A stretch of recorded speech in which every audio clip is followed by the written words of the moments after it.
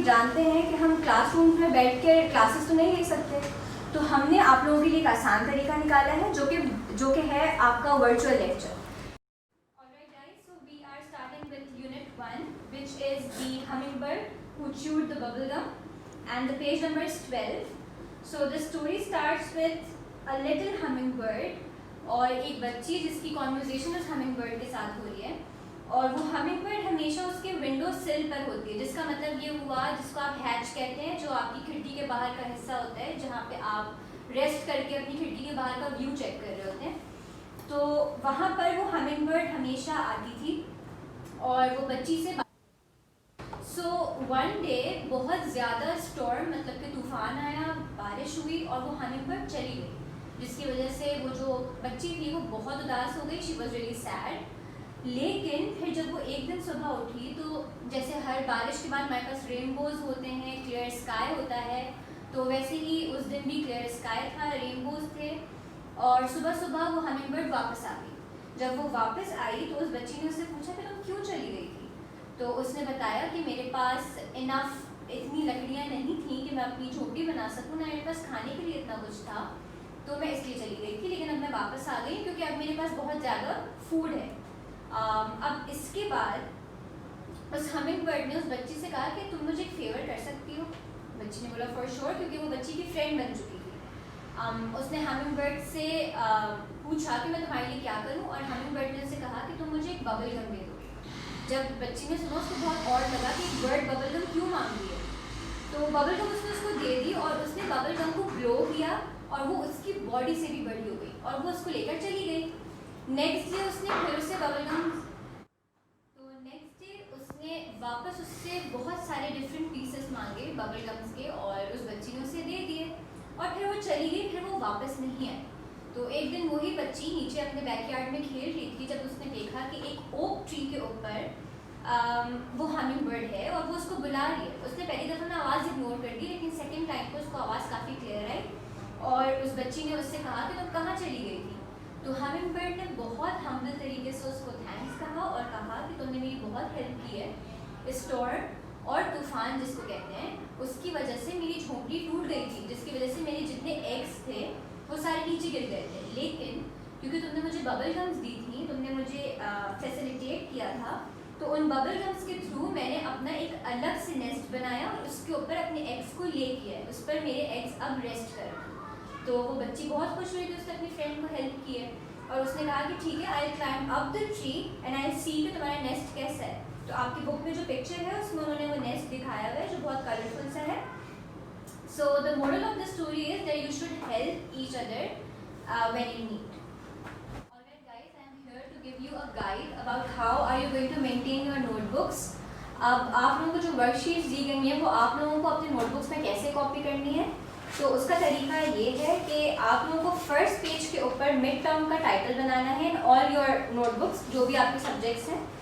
उसके बाद जो सेकंड पेज होगा वहाँ पर आप टाइटल बनाएंगे अपने टॉपिक का जो यूनिट 1 आपको पढ़ाया गया है।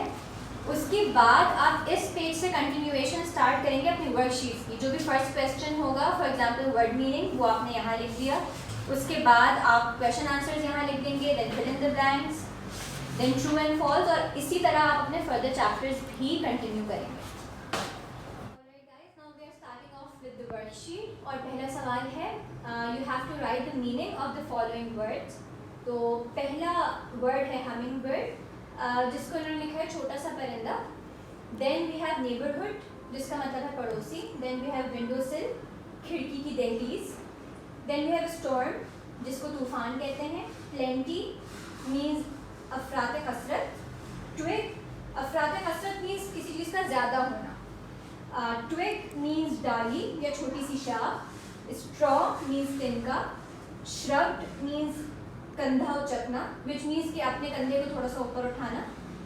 Okay, ninth is oak tree, बरों का दरख्त। एंड बैकयार्ड, विच इज पीछे का सहन। Answer the following questions, and the first question is what did the girl think about the bird after the storm? मतलब कि उस लड़की ने क्या सोचा कि वो बर्ड कहाँ गई है तूफान के बाद।